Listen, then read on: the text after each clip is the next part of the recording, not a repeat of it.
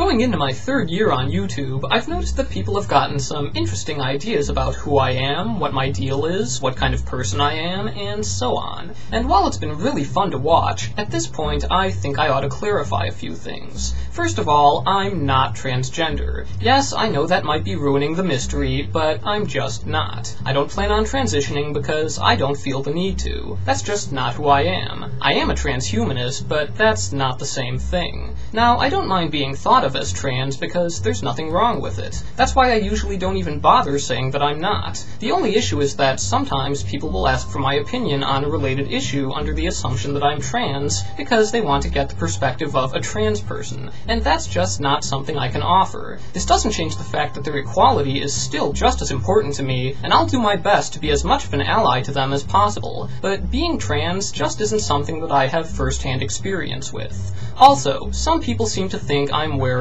a wig. It is not a wig, it's attached to my head. That's where it came from. I imagine these people must think it either looks too perfect or too fake, but it's been growing out since 2008. You can actually see it getting longer if you watch my videos fast enough. I'm pretty sure it's real. It's been following me around for years now. It might have been easier to use a wig considering how much goes into this stuff. There's the shampoo, conditioner, detangler, heat protector, hair straightener, all of that.